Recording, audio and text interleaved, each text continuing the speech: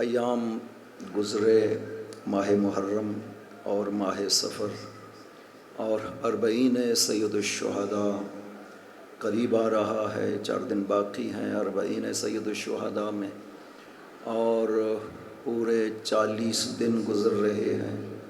اربعین سید الشہداء کا ہی حکم دیا گیا ہے اور اس کے لیے ہی اجر ذکر کیا گیا ہے، بلکہ مومن کی علامات میں سے بیان ہوا ہے وزیارت باربعین، کہ مومن وہ ہے جو حسین کی 40 کی زیارت کو انجام دیتا ہے۔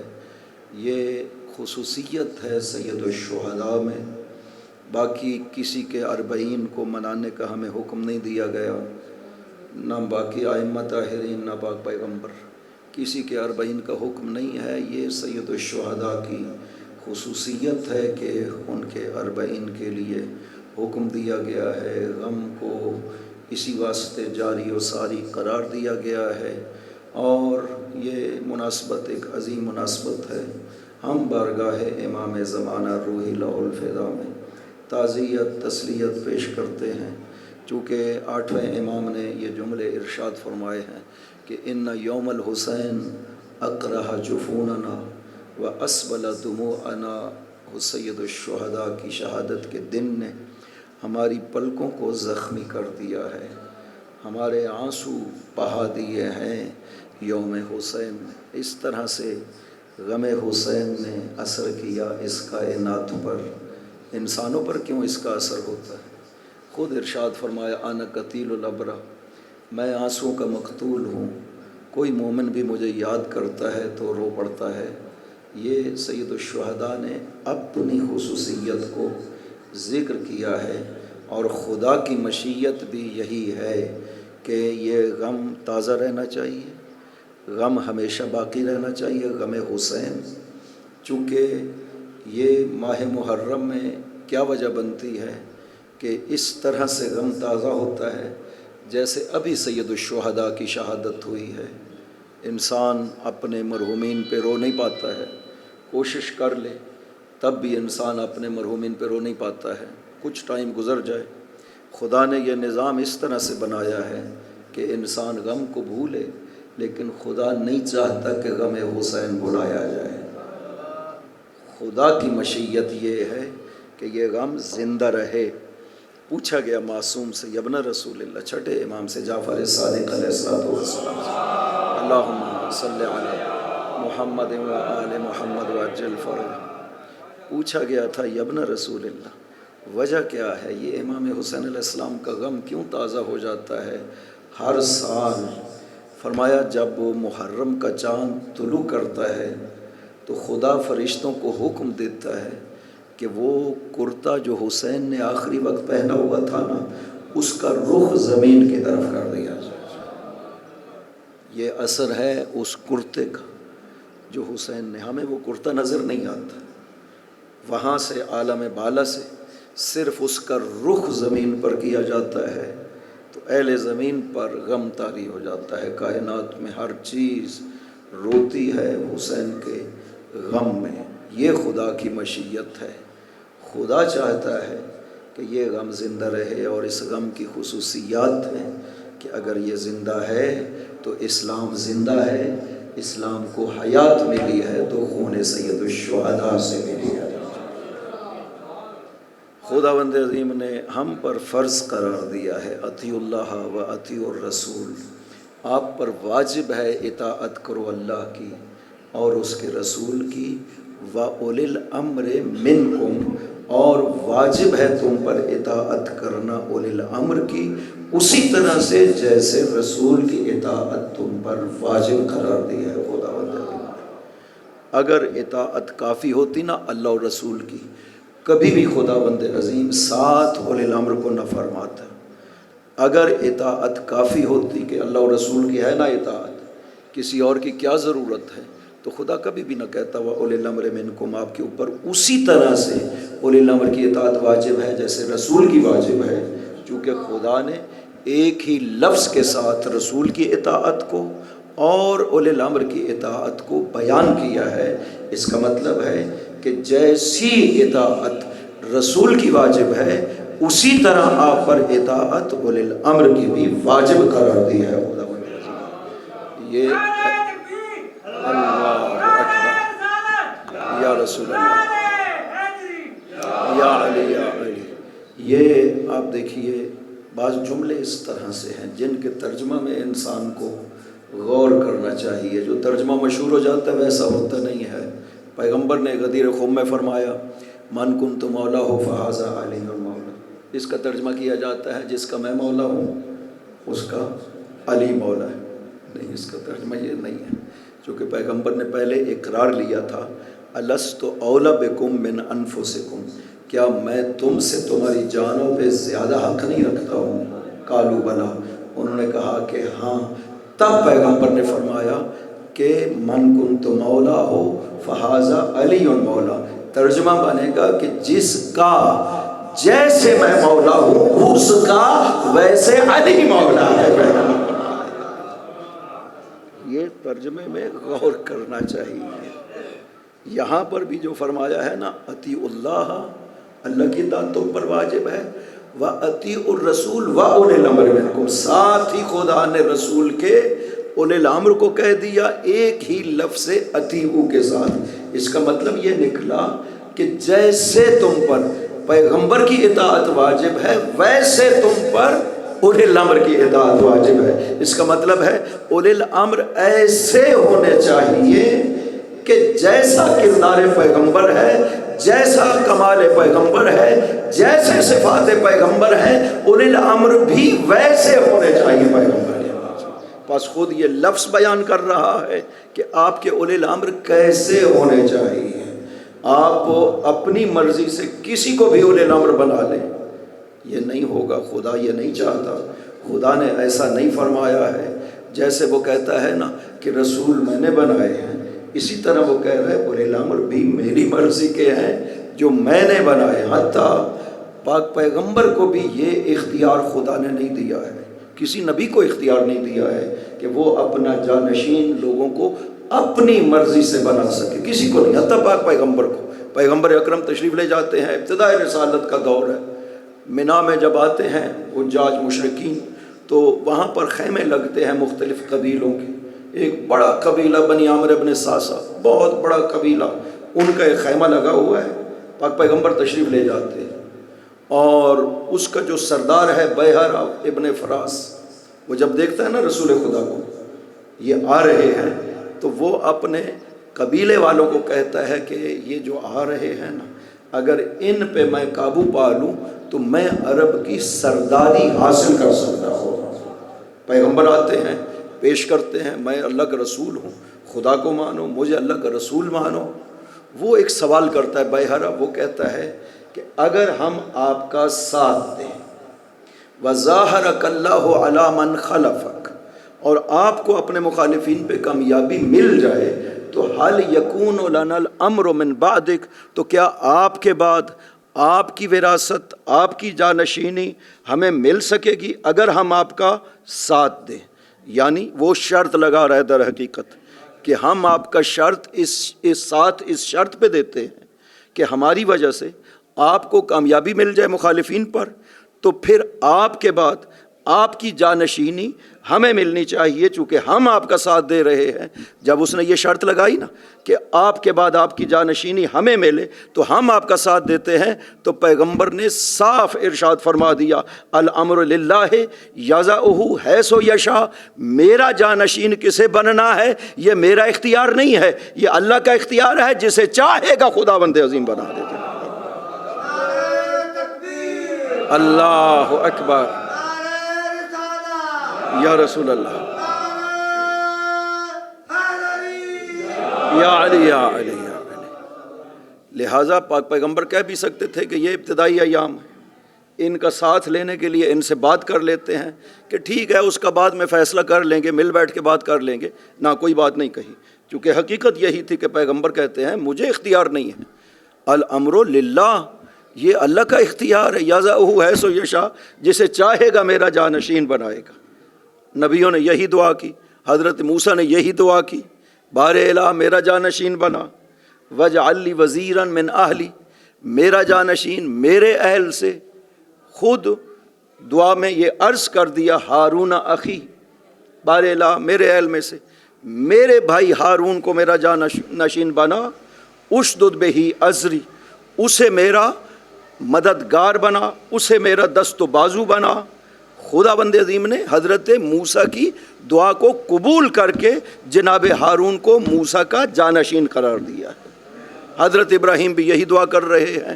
حضرت آدم کی خلافت کے لیے خدا نے یہی ارشاد فرمایا ہے، ہم نے بنایا ہے۔ ذریت ابراہیم سے جو امام بنائے ہیں، خدا کہتے ہیں ہم نے بنائے ہیں۔ وَجَعَلْنَاهُمْ أَئِمَّةً سورہ انبیاء کی 73 نمبر آیت، وَجَعَلْنَاهُمْ أَئِمَّةً يَهْدُونَ بِأَمْرِنَا، ہم نے ذریت ابراہیم کو امام بنایا جو ہمارے امر کے ذریعے سے ہدایت کرتے ہیں۔ اس کا مطلب ہے کہ نبی بنانا یا امام بنانا یہ خدا کا اختیار ہے۔ خدا نے یہ اختیار کسی کو نہیں عطا کیا، حتیٰ پیغمبر بھی اپنا نائب خود اعلان نہیں کر سکتے جب تک خدا کی طرف سے حکم نہ ہو جائے۔ جب خدا کا حکم ہوتا ہے تو پیغمبر اعلان کرتے ہیں من کنت مولا ہو فہذا علی مولا ہو۔ یہ جان اللہ اکبر، یا رسول اللہ، یا علی یا علی یا علی۔ لہذا یہ اولی الامر ہے، خود ضروری تھا تو خدا نے فرمایا کہ اولی الامر کی اطاعت بھی، جیسے رسول کی اطاعت واجب ہے ویسے ہی تم پر اولی الامر کی اطاعت واجب ہے۔ کیوں؟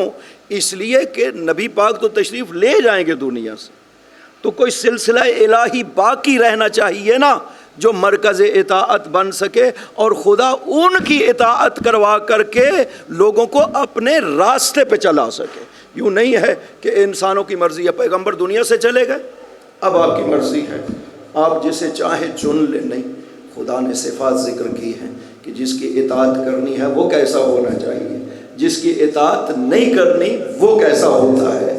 خدا نے صاف منع کر دیا ہے، لا تطیعوا امر المسرفین، اطاعت نہیں کر سکتے ان لوگوں کی کہ جو اسراف کرنے والے ہیں، اطاعت نہیں کر سکتے جو ہوا خواہشات کی پیروی کرنے والے ہیں، اطاعت نہیں کر سکتے جو کفر کرنے والے ہیں، اطاعت نہیں کر سکتے جو گناہ کرنے والے۔ خدا نے تو صاف کہہ دیا قرآن کریم میں کہ کتنے افراد ہیں کہ جن کی اطاعت نہیں کی جا سکتی۔ گناہ کرنے والا نہیں ہونا چاہیے، اسراف کرنے والا نہیں ہونا چاہیے، اپنے خواہشات کی پیروی کرنے والا نہیں ہونا چاہیے، کافر کبھی نہیں ہونا چاہیے، ایمان سے خارج کبھی نہیں ہونا چاہیے۔ کتنی صفات خدا نے بیان کر دی کہ یہ جس میں پائی جائیں اس کی اطاعت نہیں کی جا سکتی۔ اب جس میں یہ صفات نہیں پائی جاتی وہ اگر کوئی نظر آتا ہے تو صرف اور صرف آل محمد وہ ہستیاں ہیں کہ جن کی اطاعت کی جا سکتی ہے۔ یہ صفات صرف آل محمد، صلوات پڑھیے محمد و آل محمد، صلی علی محمد و آل محمد وعجل فرجہ۔ لہذا ہمارے اوپر اطاعت کو واجب قرار دیا ہے، اور اطاعت کے لیے معرفت بہت ضروری ہے۔ اس کا مطلب ہے 3 معرفتیں ہماری ذمہ داری ہے، معرفت خدا ہو، معرفت رسول ہو، اور معرفت اولی الامر، امام کی معرفت ہو۔ یہی وجہ ہے کہ آپ کو دعاؤں میں یہ حکم دیا گیا کہ غیبت کا دور سخت دور ہے، لہذا معصوم نے ارشاد فرمایا کہ کثرت سے یہ بارگاہ خدا میں دعا کرنا۔ آپ یقیناً نمازوں کے بعد یہ دعائیں کرتے بھی ہوں گے، اللہم عرفنی نفسک، خدایا مجھے اپنی معرفت عطا فرما، انک ان لم تعرفنی نفسک لم عارف رسولک، اگر تو نے اپنی معرفت عطا نہ کی تو میں تیرے رسول کو نہیں پہچان سکوں گا۔ اللہم عرفنی نبیک، خدایا اپنے نبی کی معرفت عطا فرما، انک ان لم تعرفنی نبیک لم عارف حجتک، اگر تو نے اپنے نبی کی معرفت عطا نہ کی تو میں تیری حجت کو نہیں پہچان سکوں گا۔ اللہم عرفنی حجتک، یہ اہم ہے کہ سب دار و مدار اسی معرفت کے اوپر ہے۔ فرمایا اپنی حجت کی معرفت عطا فرما، انک ان لم تعرفنی حجتک زللت عن دینی، اگر تیری حجت کی معرفت نہ ہوئی تو میں اپنے دین سے گمراہ ہو جاؤں گا۔ یعنی دین باقی تب رہ سکتا ہے جب امام کی معرفت انسان کے اندر پائی جاتی ہو، ورنہ دین باقی نہیں رہ سکتا۔ انسان اللہ اکبر، یا رسول اللہ، یا علی، اللہم صلی علی محمد و آل محمد وعجل فرج برائے تعجیل ظہور امام زمان بار دیگر صلوات بر محمد و آل محمد اللہم صلی علی محمد و آل محمد وعجل فرج۔ حجت کی معرفت اتنی اہمیت رکھتی ہے، امام کی معرفت اتنی اہمیت رکھتی ہے کہ پیغمبر اکرم نے یہ حدیث فرمائی ہے جسے شیعہ سنی سب نے ذکر کیا ہے کہ من مات ولم یعرف امام زمانہ ہی مات میتۃ جاہلیہ، کہ جو معرفت امام کے بغیر مرتا ہے وہ جاہلیت کی موت مرتا ہے۔ جاہلیت یعنی اسلام سے پہلے کا زمانہ۔ اس کا مطلب ہے کہ اگر امام کو نہیں پہچانا تو گویا اسلام کو پایا ہی نہیں ہے کسی نے، چونکہ جاہلیت کہا ہے، جاہلیت یعنی اسلام سے پہلے کا زمانہ۔ تو فرمایا امام کی معرفت اتنی ضروری ہے کہ وہ جاہلیت کی موت مرتا ہے۔ یہ ایک سوال ہے البتہ کہ یہ جاہلیت کی موت کیوں کہا ہے؟ اگر امام کو نہ پہچانا تو جاہلیت کی موت مرے گا، یہ کیوں نہیں کہا کہ اگر امام کو نہ پہچانا تو جاہلیت کی زندگی جیے گا؟ واضح ہے جب موت جاہلیت کی ہے تو زندگی بھی جاہلیت کی ہوگی، یہ تو مسلم ہے۔ لیکن یہ کیوں کہا پیغمبر اکرم نے کہ اگر امام کو نہ پہچانا تو جاہلیت کی موت مرے گا؟ یہ کیوں نہیں کہا کہ جاہلیت کی زندگی جیے گا؟ اس کی وجہ یہ ہے کہ زندگی کے حوالے سے آپ کو بہت سے وعدے جو ہیں وہ لوگ کر دیتے ہیں، جھوٹے وعدے بھی صحیح، آپ سنتے رہتے ہیں کہ زندگی کے حوالے سے تو کیا جا سکتا ہے جھوٹا وعدہ، لیکن موت کے بعد کا کوئی جھوٹا وعدہ نہیں کر سکتا ہے۔ زندگی میں کہتے نہیں ہیں کہ ہم آپ کے لیے روٹی کپڑے مکان کا بندوبست کر دیں گے، آپ ہمیں ووٹ دیجئے، ہم آپ کے لیے یہ کر دیں گے، وہ مسائل حل کر دیں گے۔ یہ ساری جو وعدے دیے جاتے ہیں یہ جھوٹے ہیں، پتہ ہے انہیں، لیکن زندگی کے بارے میں یہ وعدہ دیا جا سکتا ہے۔ موت کے بعد آج تک کتنے بھی جھوٹے تاریخ میں، فرعون بھی حتیٰ، کسی نے یہ نہیں کہا کہ ہم موت کے بعد آپ کے ضمانت دیتے ہیں، آپ کی بخشش کی ضمانت دیتے ہیں، آپ کی جنت کی ضمانت دیتے ہیں، یہ کسی نے نہیں کہا۔ یہ اگر کوئی کہہ سکتا ہے تو صرف اور صرف امام حق ہے جو زندگی میں ہدایت کا وعدہ دیتا ہے اور موت کے بعد نجات کا وعدہ عطا کرتا ہے۔ یا علی یا علی، یہ صرف امام ہے، اور یہی پہچان ہے امام حق۔ کسی کو بھی امام مانے، اس سے اتنا وعدہ لیں کہ موت کے بعد میری دستگیری کر سکو گے یا نہیں کر سکو گے۔ اگر کہے کہ میں کر سکوں گا تو اسے بے شک امام مان لینا۔ صلوات پڑھیے محمد و آل محمد۔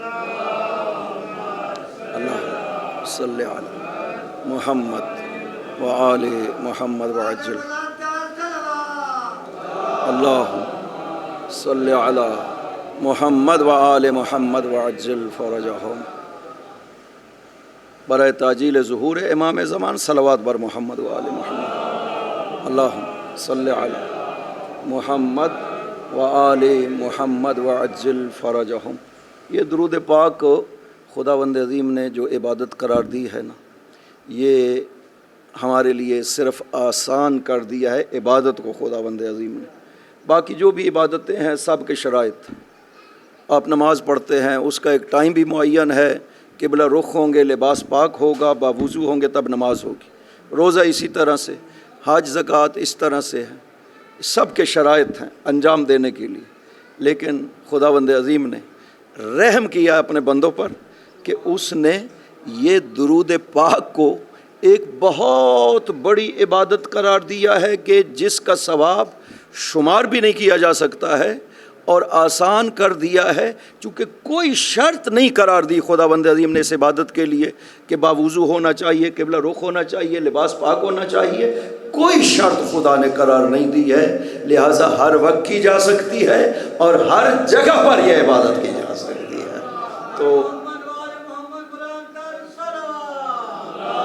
اللہ صلی علی محمد و آل محمد وعجل فرجہم۔ میں کہا کرتا ہوں خداوند عظیم کا بندوں پر ایک بہت بڑا احسان ہے، اور وہ احسان خدا کا یہ نماز واجب ہے، جو اس نے ہم پر نمازوں کو واجب قرار دیا ہے نا، یہ واقعاً خداوند عظیم کا احسان ہے۔ کیوں؟ اس لیے کہ اس کی شکر گزاری تو ہم نے کرنی ہے۔ چونکہ وہ نعمتیں دیتا ہے. مصیبت آتی ہے دور کرنے کے لیے اس سے عرض کرنا ہے، رزق کی کمی ہے حاصل کرنے کے لیے اس سے عرض کر. ہم نے بالآخر اس کی طرف رجوع تو کرنا ہے، اس کا شکر بھی ادا کرنا ہے. یقین کریں اگر نماز واجب نہ ہوتی نا تو کتنے افراد تھے جو آتے مسجد میں یا بیٹھتے حضور خدا اور خدا کا شکر ادا کرتے، اس کی عبادت انجام دیتے. بہت کم بچ جاتے ہمارے سمیت. یہ نوافل جو خدا نے دیکھے نا، نافلہ نماز ہے، فرض نہیں قرار دیا نا، یعنی کوئی عذاب نہیں. آپ نہ کریں کوئی ڈر نہیں ہے. خدا کہتا ہے کریں گے تو جو کمی آپ کے فریضے میں ہے وہ دور ہو جائے گی، بہت فائدہ ملے گا. لیکن نہ کریں تو کوئی گناہ نہیں ہے. تو کتنے لوگ ہیں جو اپنے اختیار سے نوافل پڑھتے ہیں. نماز شب ہے، ظہرین کے نوافل ہیں، باقی نوافل ہیں، مغرب کے نوافل ہیں. کتنے لوگ ہیں جو اپنے اختیار سے ان کو ادا کرتے ہیں. یقین کریں اگر نماز فرض نہ ہوتی نا تو بہت کم لوگ آ کر کے بارگاہ خدا میں سر جھکاتے. ہماری ضرورت ہے خدا کا شکر ادا کرنا، اس کے سامنے سجدہ کرنا. یہ ہماری ضرورت ہے، ہماری روح کی پیاس ہے اس کی عبادت. اس نے نماز کو فرض قرار دے کر کے ہم پر احسان کیا ہے کہ اب مجبوراً ہی صحیح آئیں گے تو صحیح نہ میری بارگاہ میں حاضری دیں گے. یہ واقعاً فریضہ نماز میں کہا کرتا ہوں کہ خدا بندہ تیرا شکر ہے کہ تو نے یہ نماز فرض کیا. ویسے تو خیر زیادہ تھی، 50 نمازیں تھیں. خدا بند عظیم نے پاک پیغمبر کی سفارش پہ جو حضرت موسیٰ نے عرض کیا تھا، پاک پیغمبر کی سفارش کے کم کرتے کرتے خدا نے 5 نمازیں فریضہ قرار دی ہیں. کچھ بھی نہیں ہے 5 نمازیں. ہر نماز 2 سے 3 منٹ ٹائم لیتی ہے. ہم اس کو بھی ادا کرتے ہوئے تھوڑا بوجھ محسوس کرتے ہیں. خدا قرآن میں کہتا ہے وَإِنْ كَانَتْ لَكَبِيرَةً إِلَّا عَلَى الْخَاشِعِينَ. یہ نماز بڑی بھاری محسوس ہوتی ہے مگر وہ جو جن کے دل خدا بند عظیم سے ڈرتے ہیں، خشوع رکھتے ہیں خدا کے مقابل، انہیں آسان ہے. باقی سب کو یہ نماز بڑی بھاری لگتی ہے. خدا خود فرما رہا ہے. لہٰذا مومن کے لیے ہے کہ مومن اتنا شوق رکھتا ہے عبادت کا کہ ایک نماز کا ٹائم جب گزرتا ہے تو دوسری نماز کا وہ انتظار کرتا ہے کہ کب وقت ہوگا اور کب میں حاضری دوں بارگاہ خدا میں. آپ دیکھیے نا محرم گزرا ہے تو کوئی تھکے تھوڑی ہیں کہ ہم نے کافی غم منا لیا، 2.5 ماہ ہم غم کی حالت میں رہے، کالے لباس پہنے، تھک گیا. نہیں، ہم تو آخر میں جب سوگ اٹھتا ہے تو خدا سے عرض کرتے ہیں کہ خدا بندہ ہم یہ حق ادا نہیں کر سکے، اگلے سال زندگی دینا تاکہ پھر یہ غم حسین منایا جا سکے. یہ ہمارے ایمان کا تقاضا ہے. ہم کو حسین پہ احسان نہیں کرتے، آل محمد پہ احسان نہیں ہے، یہ ہمارے ایمان کا تقاضا ہے. جیسے یہ شوق ہمارے دل میں ہے نا، اسی طرح سے عبادت اور نماز کا شوق بھی فرماتے ہیں مومن کی علامت ہے کہ مومن ایک نماز کے بعد دوسری نماز کا انتظار کرتا ہے. نماز کی اتنی اہمیت ہے. ایک حدیث ہے، معصوم ارشاد فرماتے ہیں کہ اگر کوئی 2 رکعت نماز مقبول پڑھ لینا تو یہ 70 سال کی زندگی میں بخشش کے لیے کافی ہے. 2 رکعت نماز مقبول. ایک تو ہم یہ فریضہ ادا کرتے ہیں، بارگاہ خدا میں جو قبولیت ہے نا وہ متقین سے. انما یتقبل اللہ من المتقین. خدا جو قبول کرتا ہے نا عبادت کو وہ متقین سے قبول کرتا ہے. بیچ میں ریا نہیں ہونی چاہیے، اپنا فائدہ نہیں ہونا چاہیے. صرف اور صرف خدا کے لیے انسان 2 رکعت نماز اگر اس طرح کی پڑھے جو مقبول ہو بارگاہ خدا میں، وہی نماز انسان کو بخشوا دے گی. البتہ یہ شرط ہے کہ وہ عمل بارگاہ خدا تک پہنچنا چاہیے. ہمارے عمل جو ہیں یہ فرشتے لے کر کے جاتے ہیں خدا کی بارگاہ میں. بعض اعمال کے لیے آسمان کے دروازے کھل جاتے ہیں، خدا تک پہنچتے ہیں. بعض اعمال کو واپس کر دیے جاتے ہیں، زمین پر منہ پہ مارے جاتے ہیں، پھینک دیے جاتے ہیں. وہ اعمال ادھر دروازے نہیں کھلتے ہیں. وجہ کیا ہے؟ ایک حدیث میں معصوم نے ارشاد فرمایا ہے کہ ایک شخص جو ہے وہ فوت ہوتا ہے اور اس کی روح کو لے کر کے فرشتے جاتے ہیں، لیکن اس کی روح کے لیے آسمان کے دروازے نہیں کھلتے. فرشتے خدا سے عرض کرتے ہیں کہ خدا بندہ یہ تو بڑا نیک، یہ فضا اس کے اعمال سے پر نظر آ رہی ہے. نمازیں، زکوٰۃ، صدقات، حج، عمرے، انفاق، یہ سب فضائیں اس کے اعمال سے پر نظر آ رہی ہیں. پھر بھی اور تیرے راہ میں مارا گیا، پھر بھی دروازے نہیں کھولے. فرمایا اس لیے کہ یہ عمل کر رہا تھا اور اس کا دل میرے ولی کی ولایت سے خالی تھا۔ وہی عمل قابلیت پاتا ہے بارگاہ خدا میں پہنچتا ہے کہ جس کے دل میں ولایت علی پائی جاتی ہے۔ یا علی یا علی، بغیر ولایت کے کوئی عمل بھی قابل قبول نہیں ہے، ذرہ برابر بھی۔ خدا خود چاہتا ہے، خود فرمایا ہے، یہ شرط اس نے خود لگائی ہے کہ بغیر ولایت علی کے میں کوئی عمل بھی قبول نہیں کرتا ہوں اپنی بارگاہ میں، جتنا بڑے سے بڑا عمل ہو قبول نہیں ہے۔ اور آپ کے لیے فرمایا اذا عرفت، چھٹے امام نے ارشاد فرمایا اذا عرفت فعمل ما شئت، جب آپ کو معرفت ولایت ہو گئی ہے نا تو پھر کوئی بھی عمل خیر انجام دو خدا اسے قبول کرے گا، بڑے سے بڑا عمل بھی قبول کرے گا، چھوٹے سے چھوٹا عمل بھی قبول کرے گا۔ ورنہ انسان جتنا، یہ مثال معصوم نے ارشاد فرمائی ہے کہ من عبد اللہ بین الصفا والمروہ الف سنت، اگر کوئی صفا و مروہ کے درمیان 1000 سال عبادت کرتا ہے، ثم عبد اللہ بین الصفا والمروہ الف سنت، پھر صفا و مروہ کے بیچ میں 1000 سال عبادت کرتا ہے، پھر 1000 سال عبادت کرتا ہے، یہ 3000 سال عبادت کہاں پر؟ صفا و مروہ کے درمیان میں، حتی یسیرہ کا شن البالی، جسم اس کا پوسیدہ ہو جائے، گوشت باقی نہ رہے، صرف چمڑا بچ جائے ہڈیوں کے اوپر، ثم لقی اللہ بغیر ولایت اہل البیت اکبہ اللہ علی من خرائح فی النار، ان تمام اعمال کے ساتھ اگر خدا سے ملاقات کرتا ہے اور اس کا دل ولایت آل محمد سے خالی ہوتا ہے، خدا اسے منہ کے بل جہنم میں ڈالے گا۔ اللہ اکبر، یا رسول اللہ، یا علی یا علی، اللہم صلی علی محمد و آل محمد وعجل فرجہم۔ یہ بھی ضروری ہے اور یہ بھی ضروری ہے، دین بیان کرنا بھی ضروری ہے، فضائل بیان کرنا بھی ضروری ہے۔ خداوند عظیم نے عبادت قرار دیا ہے، انسان جیسے عبادت کے تکرار سے نہیں نہ اکتاتا۔ خوب آپ نماز پڑھتے ہیں روزانہ، ایک جیسی نماز ہر روز، صبح 2 رکعت، ظہر 4 رکعت، عصر 4 رکعت، مغرب 3 رکعت، کبھی کہا ہے کہ یہ بار اللہ، یہ بار بار میں ایک ہی نماز پڑھے جا رہا ہوں، اس کا مجھے کیا فائدہ ہو رہا ہے؟ ٹائم نکالو، آؤ مسجد، جماعت میں ہو تو اور وقت زیادہ لگے، بار اللہ مجھے اس کا کیا فائدہ ہو رہا ہے؟ کبھی کسی نے کہا ہے یہ کہ یہ تکرار بہت ہو گیا، میں اس سے اکتا، نہ، یہ عبادت خدا ہے، ہر بار جو پڑھی جاتی ہے نا وہ نئی نماز ہے، یوں نہیں ہے کہ میں کل والی نماز کا تکرار کر رہا ہوں، نہ، ہر روز جو پڑھی جا رہی ہے یہ نئی عبادت خدا ہے۔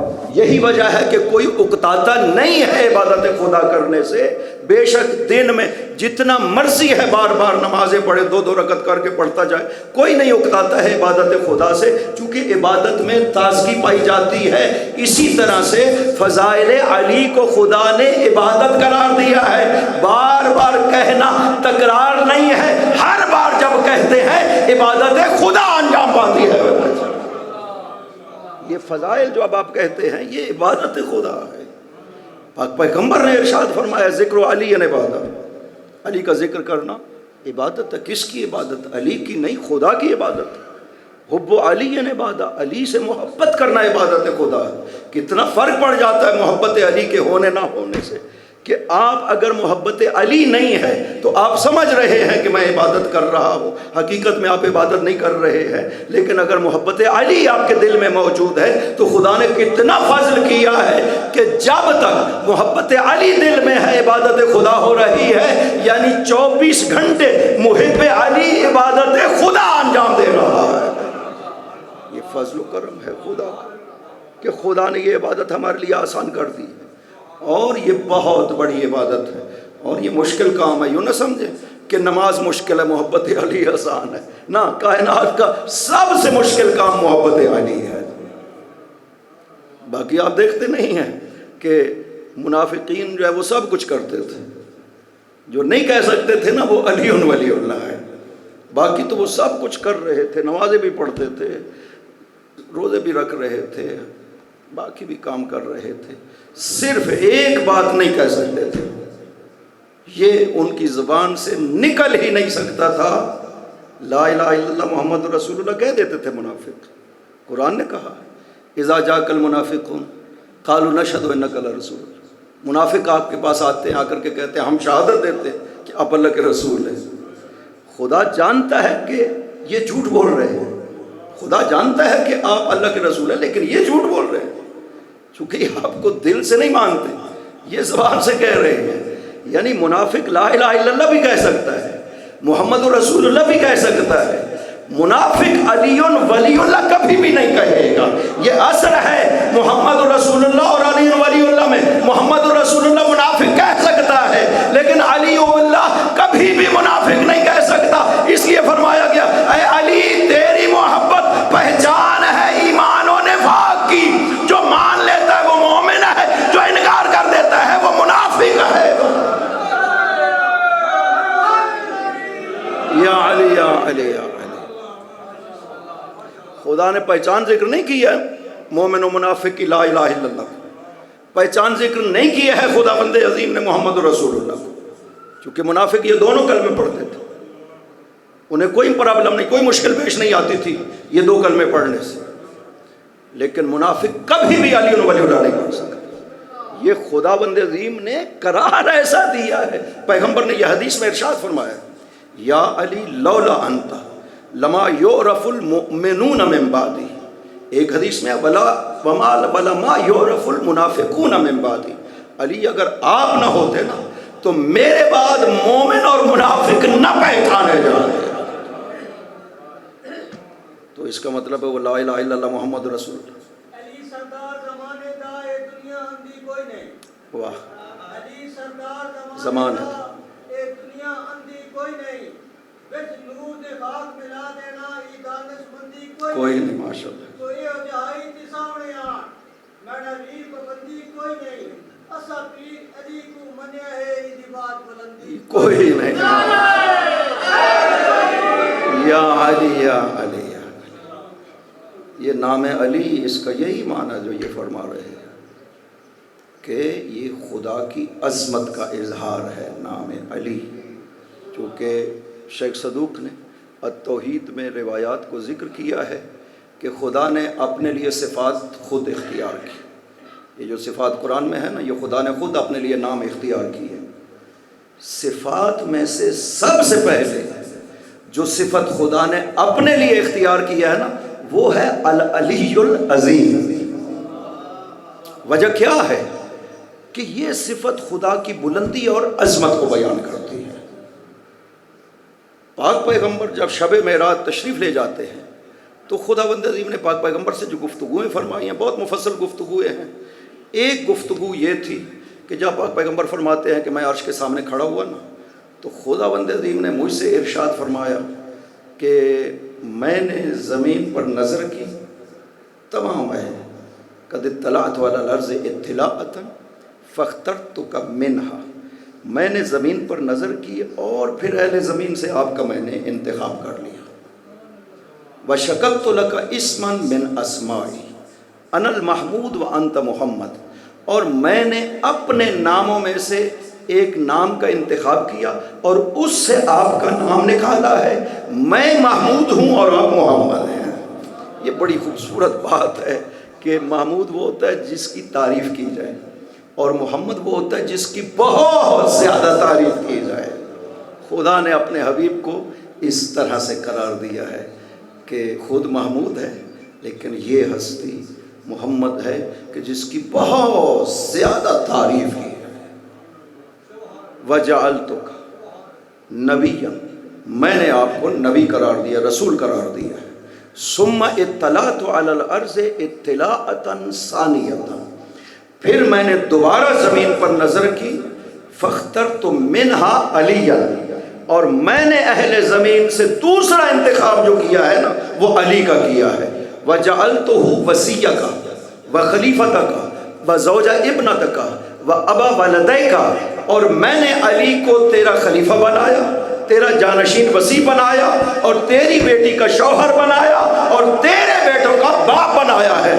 وَشَكَكْتُ لَهُ اسْمًا مِنْ أَسْمَائِي، اور اپنے ناموں سے ایک نام کا انتخاب کیا، اس سے میں نے نام علی کو نکالا ہے۔ انا العلی الاعلی وہو علی، میں علی اعلیٰ ہوں، اسے میں نے علی علی قرار دیا ہے۔ یا علی یا علی، یعنی عظمت و رفعت خداوند عظیم نے یہ نام مبارک مولا علی کے لیے اسی واسطے قرار دیا ہے کہ عظمت و رفعت بعد از پاک پیغمبر ذات علی میں پائی جاتی تھی۔ ہر کمال جو ہے وہ ذات علی میں پورے انتہائی کمال کے ساتھ پایا جاتا تھا۔ شجاع دنیا میں گزرے ہیں، مثالیں دی جاتی ہیں، افسانے بیان کیے جاتے ہیں شجاعت کے سب کے، لیکن علی کی شجاعت کے لیے کوئی قیاس کے قابل نہیں ہے۔ جتنے بھی دنیا کے شجاع گزرے ہیں، شجاعت امیر المؤمنین سے کوئی قیاس نہیں کیا جا سکتا۔ عمرو بن عبد ود کو جب گرا لیا تھا نا مولا علی نے، اور اس کے سینے پہ چڑھے تھے مولا علی، تو تھوڑے سے دور بیٹھے تھے باقی جو افراد تھے اصحاب، تو مولا علی نے چھوڑ دیا اس کو اور اتر آئے سینے سے، وہ پھر کھڑا ہو گئے۔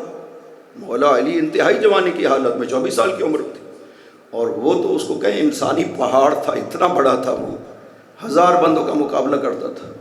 یہاں پر پیغمبر اکرم سے بعض افراد نے کہا کہ یا رسول اللہ، علی کو چھوڑنا نہیں چاہیے تھا، اسے جب ایک دشمن کو گرا لیا ہے تو پھر اس کا کار تمام کر دیتے، کیا ضرورت تھی اس کو چھوڑنے کی؟ فرمایا جب علی واپس آئے تو تم ضرور پوچھنا اس سے۔ پھر دوبارہ مولا علی نے اس کو گرا لیا، سر کاٹ لیا، تکبیر کی آواز بلند کی، غبار اڑ رہی تھی، پیغمبر نے بھی بلند آواز سے کہا قد قتلہ علی، اللہ اکبر، علی نے اسے مار دیا ہے۔ جب علی آئے نا خدمت پیغمبر میں تو یہ سوال کیا گیا یا علی آپ نے اس کو گرا لیا تھا تو پھر چھوڑا کیوں تھا؟ تو فرمایا اس لیے چھوڑ دیا تھا کہ اس نے میری شان میں گستاخی کی تھی، مجھے اس پر غصہ آ گیا تھا، یہ غصہ میری اپنی ذات کا غصہ تھا، میں نے اسے چھوڑ دیا یا رسول اللہ، جب تک یہ غصہ ختم نہیں ہو گیا میں نے اسے نہیں مارا، اس لیے کہ علی اپنی ذات کے لیے کسی کافر کو بھی نہیں مارتا ہے، مارے گا تو رضائے خدا کے لیے مارتا ہے۔ علی ابن ابی طالب، ایسی شجاعت۔ شکل دوواں دی ہکو ورگو بچا بلی دا شیر نہیں ہو سکتا، شکل دوواں دی ہکو ورگو بچا بلی دا شیر نہیں ہو سکتا، جدڑ روے زندگی بھر وچ شیراں او کدی دلیر نہیں ہو سکتا، جڑا نال پٹے انگلی دے در خیبر او کسے تو زیر نہیں ہو سکتا، منکر ہوئے میرے پاک علی دا تے چلا جاوے جنت یہ اندھیر نہیں ہو سکتا۔ نعرہ حیدر یا علی یا علی۔ تو یہ صفات تو باقیوں میں پائی جاتی ہیں، کوئی یہ نہ کہے کہ اور بھی شجاع گزرے ہیں آپ صرف شجاعت علی کو کیوں بیان کرتے ہیں، اور بھی سخی گزرے ہیں آپ سخاوت علی کو کیوں بیان کرتے ہیں؟ نہیں نہیں، علی کی شجاعت، علی کی سخاوت یہ کسی کے ساتھ قابل قیاس بھی نہیں ہے۔ یہ ناج البلاغہ میں بھی فرمایا گیا ہے، اور بڑی خوبصورت بات جناب امام احمد حنبل نے بھی کہی تھی کہ ان کی مناقب لکھی ہے کتاب ابن جوزی نے، سبت ابن جوزی نے مناقب احمد حنبل ان کے فضائل لکھے، جناب احمد حنبل کے ان کے احکام جو کچھ انہوں نے درس میں فرمایا۔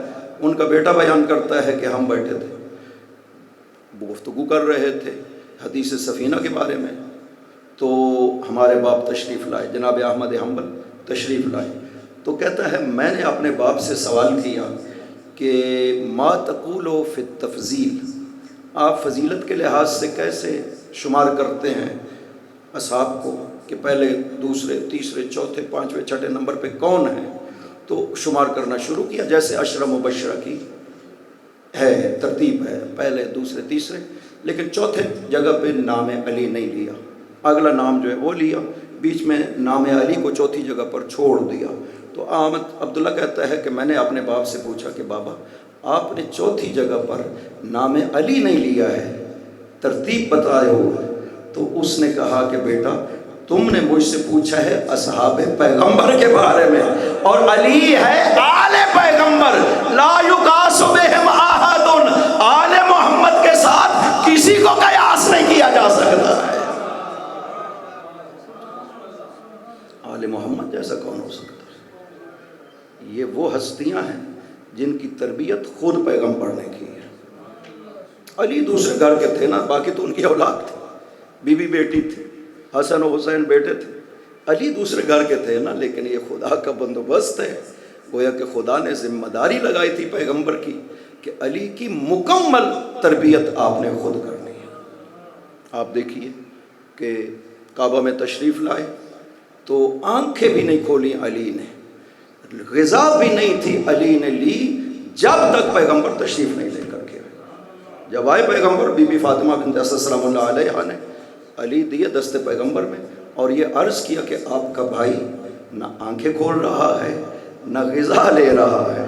جب دست پیغمبر پہ آئے تو علی نے آنکھیں کھولی، پہلی نظر پڑی ہے تو چہرہ پیغمبر پہ پڑی ہے، اور پہلی غذا بھی لی ہے تو لعاب دہن پیغمبر سے لی ہے۔ اتنی پاکیزہ۔ پھر فرماتے تھے پیغمبر بی بی فاطمہ بنت اسد سے، اجل مہدہ قرب فراشی، کہ علی کا گہوارہ میرے بستر کے پاس لگایا کرے۔ علی نے خطبہ قاسیہ میں پوری تفصیل بیان کی ہے کہ کانا یکنفنی فی فراشی، مجھے اپنے بستر میں پہلو میں لٹاتے تھے۔ علی چھوٹے بچے بھی پیدا ہوئے، مجھے اپنے بستر میں اپنے ساتھ لٹاتے تھے۔ یمسنی جسدہ، اپنا جسم میرے جسم کے ساتھ ملتے تھے، مس کرتے تھے پیغمبر۔ یشمنی عرفہ، مجھے اپنی خوشبو سنگھاتے تھے۔ یہ اس دور لعاب دہن سے غذا دیتے تھے پاک پیغمبر علی کو۔ یہ جو کہا گیا نا جسموں کے جسمی دموں کا دمی ولاموں کا لامی، یہ اس وجہ سے ہے۔ صلوات پڑھیے محمد و آل محمد۔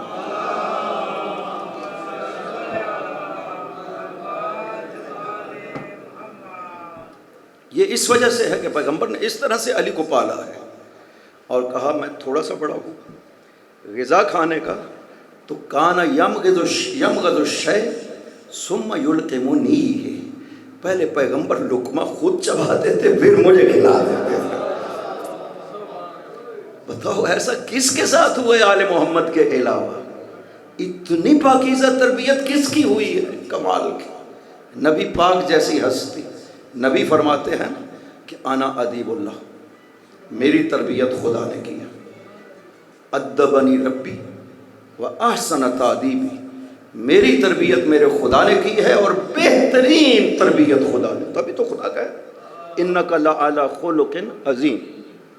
میں اس کا ترجمہ یہ کیا کرتا ہوں کہ اے میرے نبی، اے میرے پیغمبر، تو بالکل ویسا ہے جیسا میں چاہتا تھا۔ یعنی خدا 100% راضی ہو جس بندے پر، وہ نبی پاک کی ذات ہے۔ یہ ہے عظمت پاک پیغمبر کی کہ خدا اپنی رضا کا اعلان کر دے، نہ صرف اپنی رضا کا اعلان کر دے بلکہ رضا پیغمبر کو طلب کرے خدا بندے علی۔ وَلَسَوْفَ يُعْطِيكَ رَبُّكَ فَتَرْضَىٰ، ان قریب میں آپ کو عطا کروں گا کہ آپ راضی ہو جائیں گے۔ یہ عظمت پیغمبر ہے کہ نبی وہ ہے جس کی تربیت خدا نے کی ہے، اور علی وہ ہے جس کی تربیت مصطفیٰ نے کی ہے۔ خدا جیسے بندہ چاہتا تھا نبی کی ویسے تربیت کر لی، مصطفیٰ جیسا جانشین چاہتا تھا علی کی ویسے تربیت کی ہے پیغمبر اکرم۔ یہ کمال صرف ذات علی میں ہے کہ یہ کہتے ہیں کہ میں جب جوان ہوا لم یجد لی کذبۃ فی قول ولا خطلۃ فی فعل، کہ کبھی بھی پیغمبر نے علی کی زبان سے جھوٹ نہیں سنا ہے، علی کے عمل میں کبھی پیغمبر نے خطا نہیں دیکھی ہے۔ یہ کون دعویٰ کر سکتا اس دور میں کہ ساری زندگی پیغمبر کے لیے کہہ رہے ہیں، عام بندوں کے لیے نہیں کہہ رہے ہیں۔ عام بندوں کو ممکن ہے پتہ نہ چلے، کوئی چھپ کے گناہ کر رہے ہیں ہمیں آپ کو نہ پتہ چلے، پیغمبر کے بارے میں کہہ رہے ہیں کہ میرے زبان سے کبھی پیغمبر نے جھوٹ نہیں سنا ہے، کبھی میرے عمل میں خطا نہیں دیکھی ہے پیغمبر نے۔ تو یہ علی ہے، یہ ولی ہے جس کا اعلان پیغمبر کر رہے ہیں غدیر خم میں۔ اب پوچھا گیا معصوم سے، ابو بصیر نے، صلوات پڑھیے محمد و آل محمد پر، اللہم صلی علی محمد و آل محمد وعجل فرجہ۔ قبلہ تشریف لائے ہیں، اب میں زیادہ دیر مزاحم نہیں ہوں گا، انتظار بھی نہیں کرواؤں گا۔ آقا کی سلامتی، عافیت اور طول عمر کے لیے ایک مرتبہ صلوات پر محمد و آل محمد، اللہ صلی علی محمد و آل محمد وعجل فرجہ۔ یہ ہے آقا۔ سوال کیا گیا معصوم سے، ابن رسول اللہ، اولی الامر سے کیا مراد ہے؟ چھٹے امام سے ابو بصیر نے پوچھا اولی الامر سے کیا مراد ہے؟ فرمایا علی والحسن والحسین، یعنی جب آیت نازل ہوئی جو ہستیاں موجود تھیں ان کا تذکرہ کیا، علی والحسن والحسین۔ ابو بصیر نے پوچھا یا ابن رسول اللہ، لوگ کہتے ہیں کہ خدا نام لے لیتا، یہی آپ جو 3 نام بیان کر رہے ہیں، لوگ کہتے ہیں کہ نام لے لیتا خدا نے۔ آپ نے ارشاد فرمایا دیکھو خدا قرآن کریم میں کتنے احکام ذکر کیا، نماز کا حکم دیا، نماز واجب ہے تم پر پڑھو۔ نماز کا طریقہ خدا نے نہیں بیان کیا قرآن میں، پیغمبر نے بیان کیا، سب نے مان لیا۔ کسی نے نہیں کہا کہ میں نماز نہیں مانتا ہوں چونکہ نماز قرآن میں طریقہ نہیں آیا ہے، سب نے جب پیغمبر نے کہا ہے تو کیا فرق پڑتا ہے قرآن میں آ جائے یا پیغمبر فرما دے، ایک جیسا ہے، کوئی فرق نہیں پڑتا ہے کہ قرآن میں ایک بات آ جائے یا پیغمبر کی زبان پہ آ جائے، ایک جیسے دونوں حجت ہے۔ فرمایا اسی طرح سے زکوٰۃ خدا نے واجب قرار دی ہے، لیکن کس چیز میں کتنی زکوٰۃ ہے یہ تو نہیں قرآن میں کہا ہے، یہ پیغمبر نے بیان کیا، سب نے مان لیا ہے۔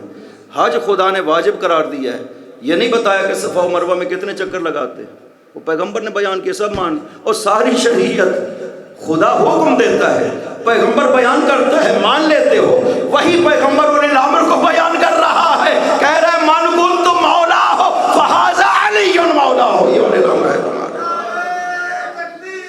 اللہ اکبر، یا رسول اللہ، یا علی، اللہم صلی علی محمد و آل محمد وعجل فرجہ۔ عزیزو، یہ عظمت اور شرف جو خدا نے عطا کیا ہے نا، غم حسین میں آنسوں کا نکل آنا، یہ ایک آنسو آنکھ سے نکل آئے، قیامت کے دن بخشا جائے گا انسان۔ کل عین باقیۃ یوم القیامہ الا عین بکت علی الحسین۔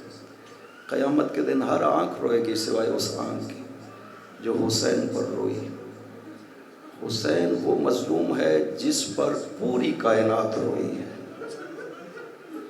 یہ جو مغرب میں سرخی ہے نا، یہ عاشور سے پہلے نہیں تھی، یہ شہادت حسین پر سرخی ظاہر ہو۔ زمین سے کوئی بھی پتھر اٹھاتے تھے نہ خون نکلتا تھا نیچے سے، ہر چیز روئی حسین پر۔ حسین نے جب استغاثہ بلند کیا، خوش قسمت تھے جو لشکر عمر ابن سعد میں تھے۔ کب تک؟ عصر عاشور تک، شہادت حسین کے ٹائم تک لشکر عمر ابن سعد میں تھے۔ حسین بالکل اکیلے رہ گئے تھے۔ فنظر یمینا و شمالا، حسین نے دائیں بھی دیکھا اور بائیں بھی دیکھا۔ عزیزوں کے خیموں پہ نظر پڑی، خالی نظر، اصحاب کے خیموں پہ نظر پڑی تو خالی نظر۔ ایک مرتبہ بلند آواز سے کہا حل من ناصر ینصر، حل من عذاب یذب عنا غم رسول، کوئی ہے ہماری مدد کرنے والا، کوئی ہے نبی کی بیٹیوں کے پردوں کی حفاظت کرنے والا۔ یہ آواز سنی 2 افراد نے جو لشکر عمر ابن سعد میں موجود تھے، دونوں بھائی ہیں۔ چھوٹے بھائی نے بڑے بھائی کو کہا کہ سن رہے ہو؟ کہا ہاں سن رہا ہوں۔ یہ اتنے دشمن تھے کہ یہ صفین میں بھی مولا علی کے خلاف لڑتے رہے تھے، کربلا میں بھی صبح سے لے کر اب تک عصر تک یہ حسین کے خلاف جنگ کرتے رہے ہیں۔ لیکن جب یہ آواز سنی، چھوٹے بھائی نے بڑے بھائی سے دیکھ کر کے کہا سن رہے ہو؟ کہا ہاں سن رہا ہوں۔ کہا دیکھتے ہو یہ مظلوم اکیلا رہ گئے، اس کے ساتھ نبی کی بیٹیاں بھی، آؤ نہ اس کی مدد کرتے۔ اسی وقت آتے ہیں حسین کی طرف اور شہید ہو جاتے ہیں۔